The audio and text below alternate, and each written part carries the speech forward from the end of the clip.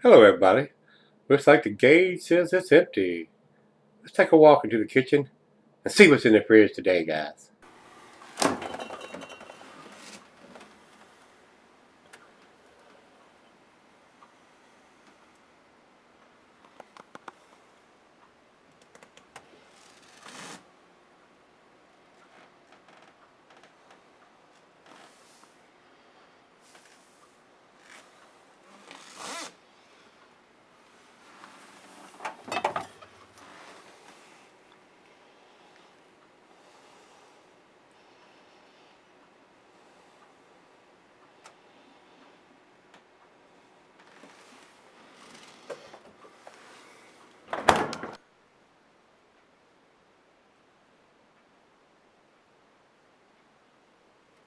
Hey everybody, thanks for stopping by Gregsbeerreviews today.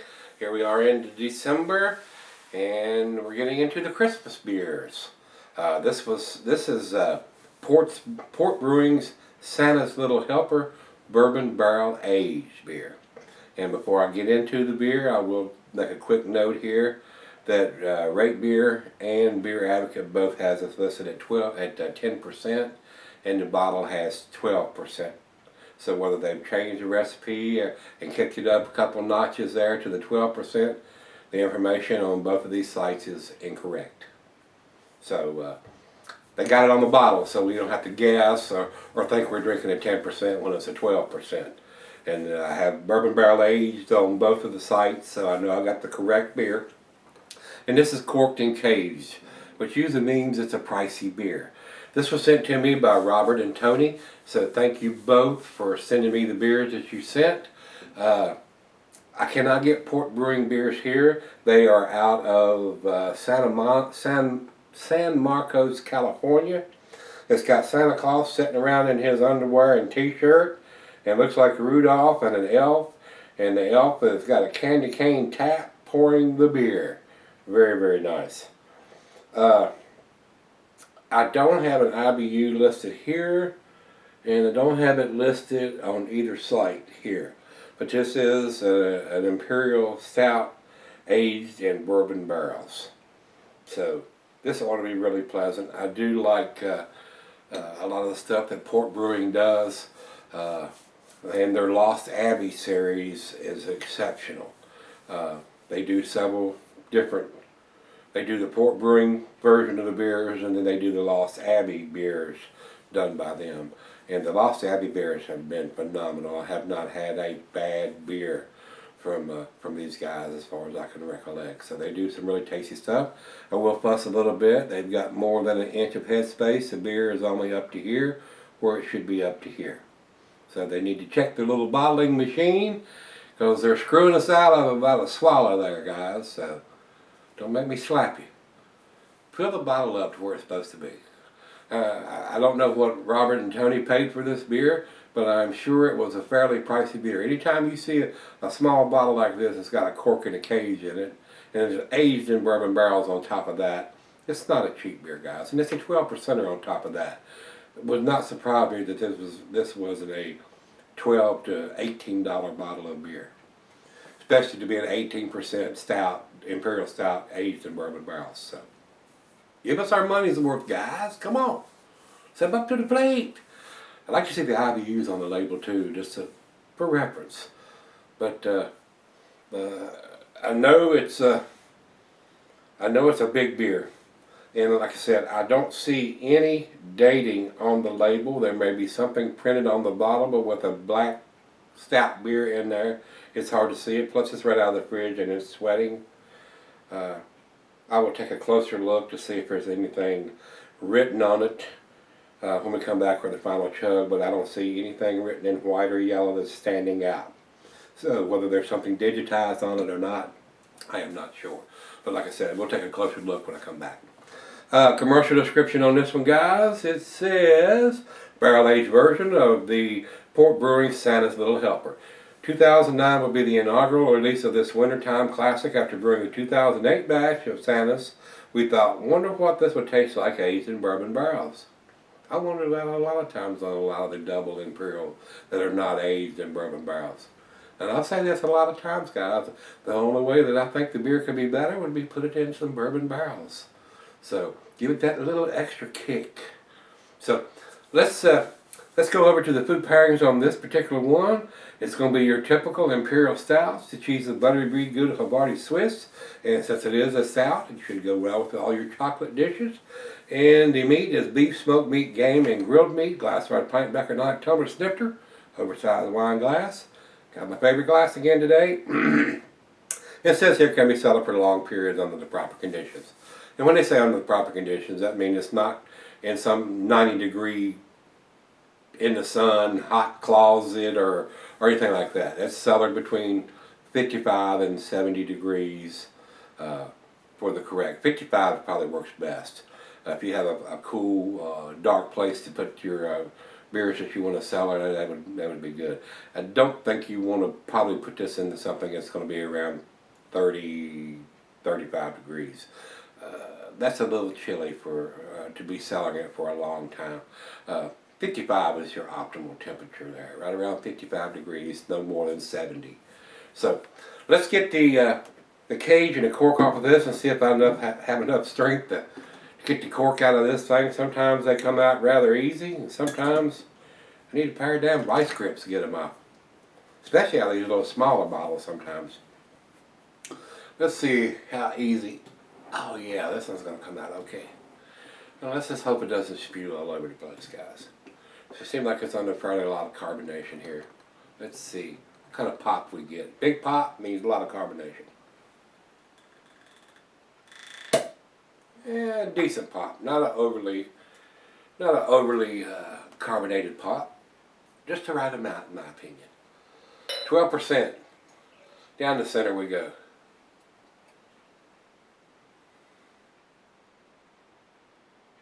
Straight down the center here, guys.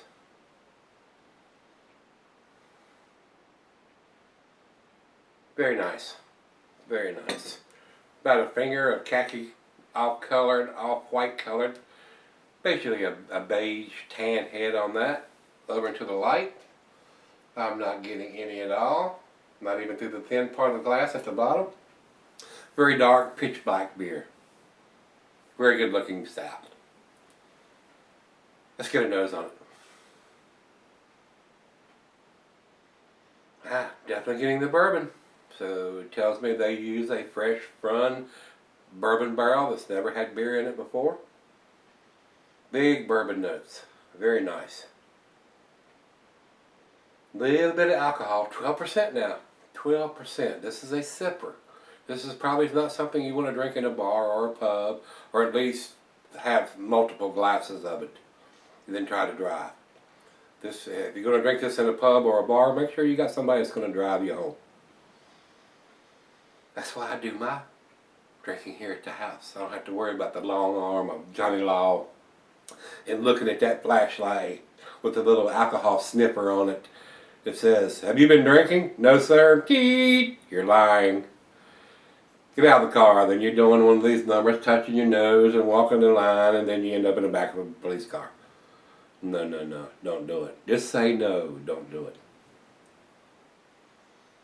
Roasted malt, some dark fruit, raisins, dates, plums, figs, a little bit of bittersweet baker's chocolate in there. Maybe some hints of tobacco and some coffee. But the biggest notes is the bourbon and the rich roasted, almost to the burnt characteristics of the malt. Very nice smelling. It's time. Cheers, everybody. Cheers, Robert. Cheers, Tony. Thank you both. I do appreciate it. Merry Christmas to you. They did send me this beer along with another one and sent me my first Christmas card of the year, which I am displaying proudly here on the coffee table. Merry Christmas. Cheers.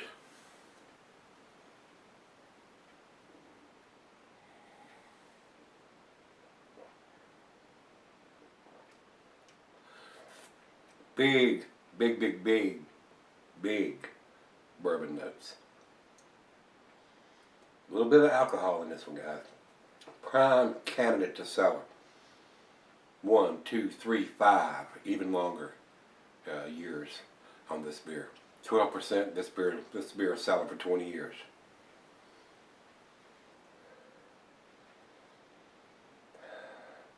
Getting a little bit of cocoa in there too. I love the smell of a fresh run bourbon barrel Imperial Stout. Wow. To me, it's almost as good as a fresh Imperial IPA. I mean, I love both of those beers tremendously. Those are my two favorite beers. Something like a Stone Enjoy by, a fresh Stone Enjoy by, or something to this magnitude that's been done in a fresh run bourbon barrels. Two of my favorite beers, guys.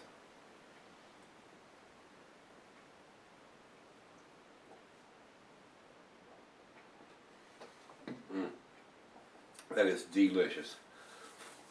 That is delicious. A little bit more alcohol than I particularly like, especially, but it's fresh. It's right out of the bottle, right out of the fridge, and I'm pretty sure this is this year's edition. But it is very, very tasty. It's the final beer of the evening for me, so a nice beer to wrap up the day with, and or even as a dessert beer after you've had your dinner. Pour this, or you can even put, it's a smaller bottle. It's not a small bottle, but it's a smaller bottle. I think it's probably around 12 ounces. 12.7 fluid ounces.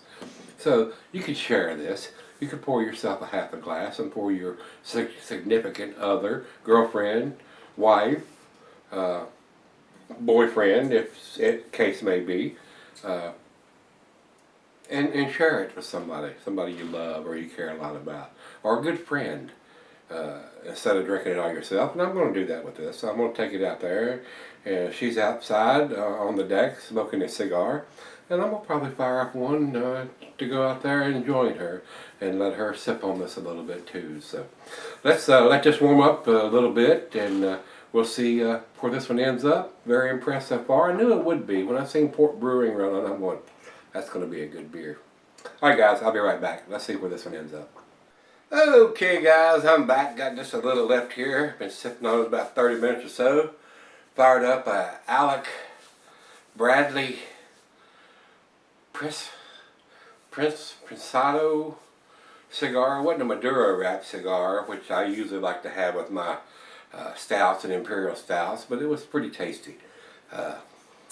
Very nice cigar. They make some very tasty cigars, but sometimes they can be a little on the finicky side. A nice woodiness, earthy spiciness to the cigar. And a lot of you guys keep asking, when you're going to do a cigar and a beer pairing review, that's gonna come. Now that we're done all the renovations in the house, guys, we don't do any smoking of cigars in the house anymore.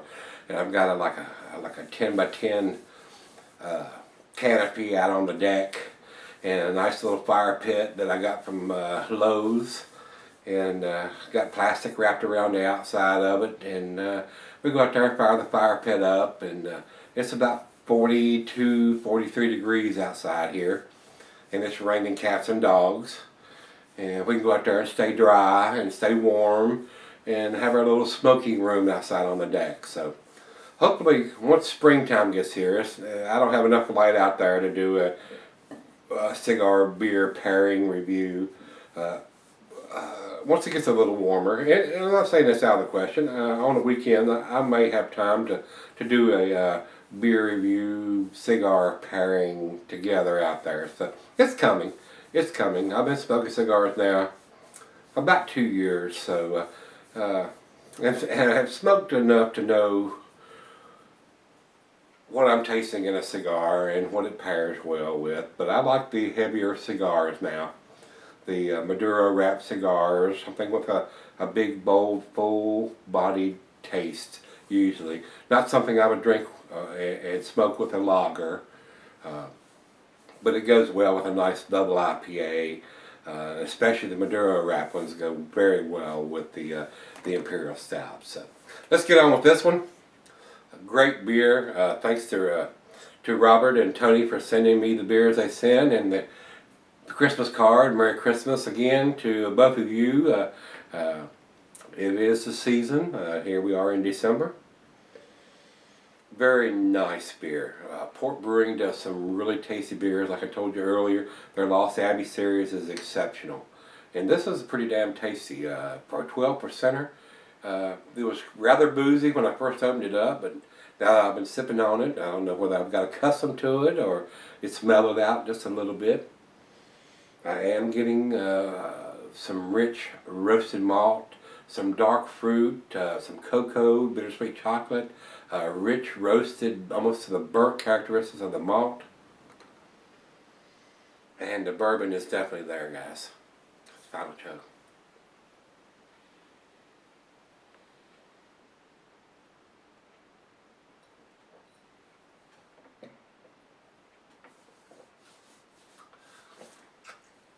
Wow, that's delicious. That is delicious, guys. For the final beer of the evening, I'm going to go against the grain on this one, guys. I think this, well, before I do that, I'm going to check for a date. I'm looking at the bottle, and I see absolutely nothing. And that is a crying frickin' shame. There is no dating on the bottle whatsoever. Nothing that I can see. And that's a shame, guys. I was about to give this a 10. But it has no date on it. You can't get away with that in my book. I don't give a damn whether it's a 12%er, a 18%er, or a 6%er. I need the date. We need the vintage. We need to know what year this was put in the bottle.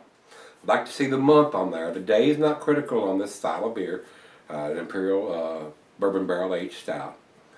But we need to know, when you pick this up on the shelf, is this 2013, 2012, 2015? When was this put in the bottle?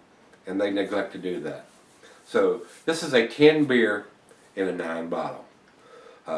With the information that I seem to be lacking to have on this beer, I would give this a 99, guys. If it had a date on it, I would give it to 100.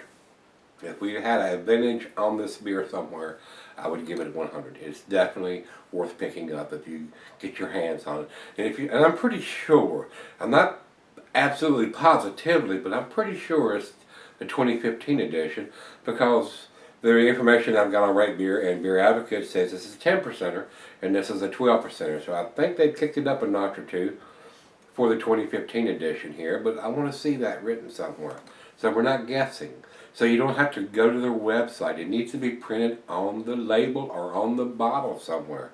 2015. Just my opinion. Just my 2 cents.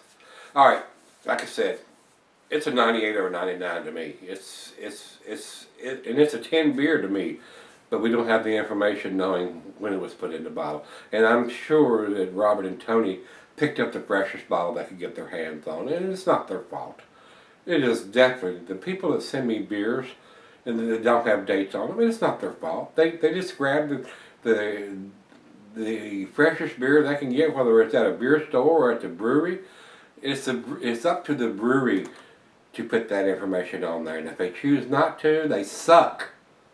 Even though they're making a great, world-class, exceptional beer, if you neglect to put the vintage on this style of beer or any style of beer when it was put in the bottle,